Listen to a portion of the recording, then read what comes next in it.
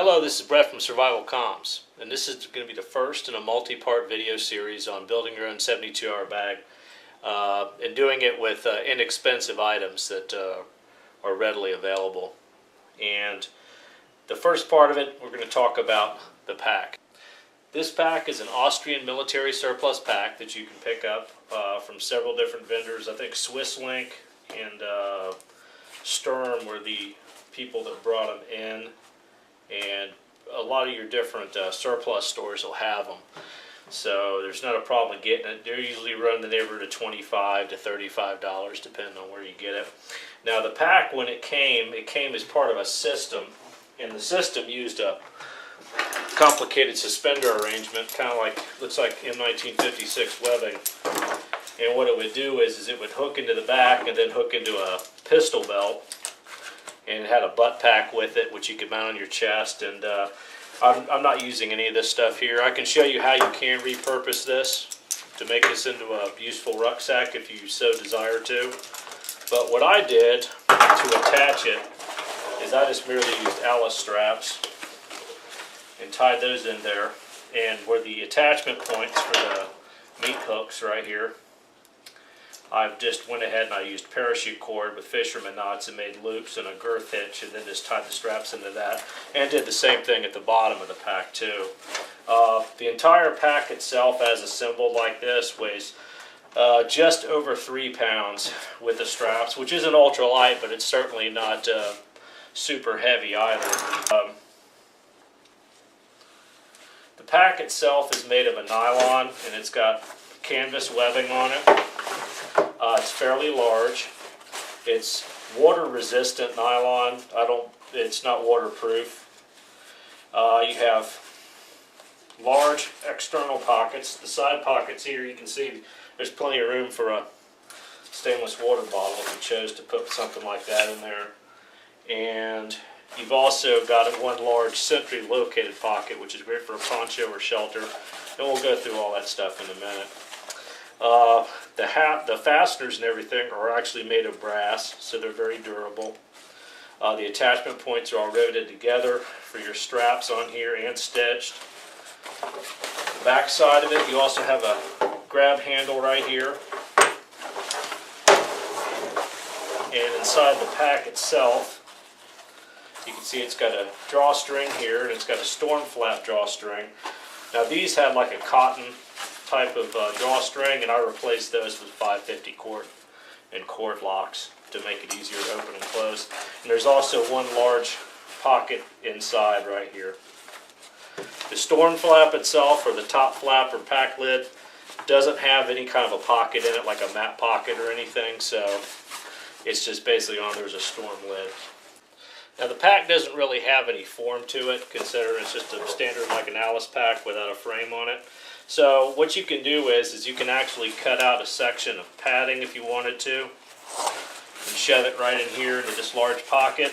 Or what I've done is I've just taken a orange space blanket here, which is, multi-purpose item, and I folded it up to be 12 by 12, and I just simply insert that into here to give the pack some form and act as a rudimentary, or a soft frame rather. And you can see that once that slides in there. So let's say we want to interface our pack straps to the pack in within the limitations of its mounting arrangement. What I've done is I make these little loops with double fisherman knots here out of 550 cord, which is plenty strong. And you just take a piece of 550 cord, about 1 foot long. Now to get these things through to mount your pack straps to the existing arrangement, I just take some of the inner strands from a piece of 550 cord, like that, make a small bowline. Now the original pack straps, or the LBE suspenders that this was designed to work with, used a snap link type of closure. So what you do is you use the hole for that on this metal link here, insert your piece there, pull it through, make a girth hitch, lark's head knot, whatever you call it, or whatever you prefer to call it. Run it back through like this here. Now you've got your standard Alice pack strap here. Now at the bottom, see you have a loop, a stitched loop.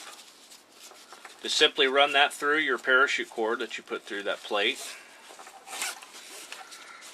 Run it back through like that.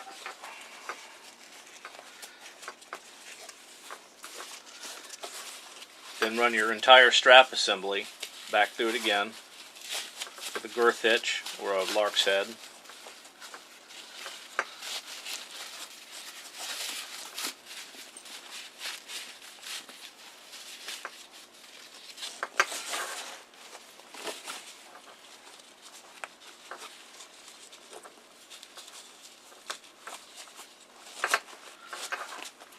And that bears on your bottom, as you can see, of your pack. Now for the top strap, you just start out with, and on this particular type of shoulder strap, which has this separate from it, some of them are stitched in place like this. This one here has the tacked on section of canvas right here. So what I do is I start out with my buckle down. I go through the top, my paracord loop I made. I run this through the canvas strap there. Run it through here.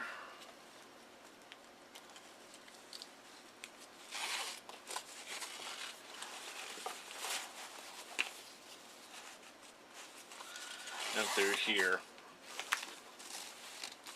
As such. Okay, you can see we've got our straps attached now. And what I've done up here is I adjust the top length of the straps and fix it in place. I essentially run the padded section of the strap all the way up against the pack, and this keeps all that attachment point underneath the padding. When this is on your back, you can see here that when you're carrying it, none of this bears on your body, which is very comfortable. And then I just bundled up the extra strap and used a section of 700C bicycle tube and ran that back and forth through there to hold that in place.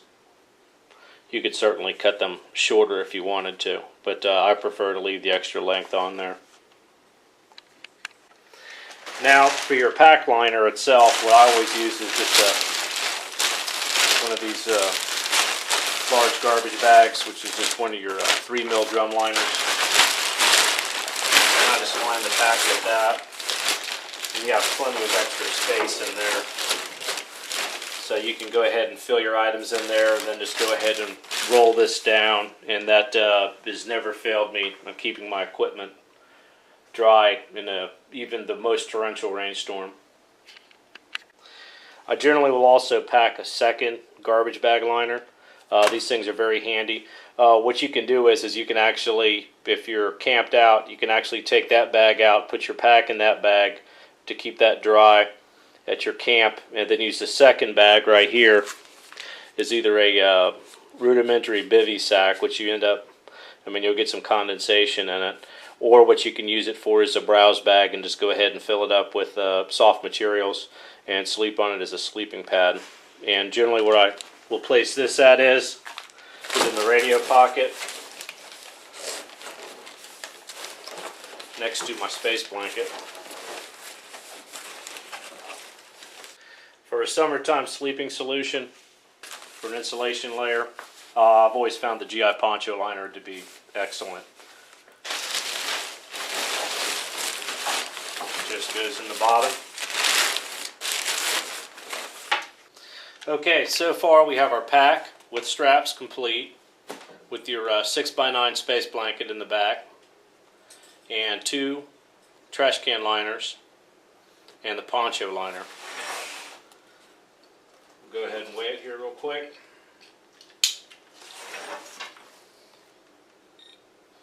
And right now, as you can see here, the weight is 6.2 pounds. Well, this completes the first part of the 72-hour bag video, and I hope this helps. This is Brett from Survival Comms. Till next time.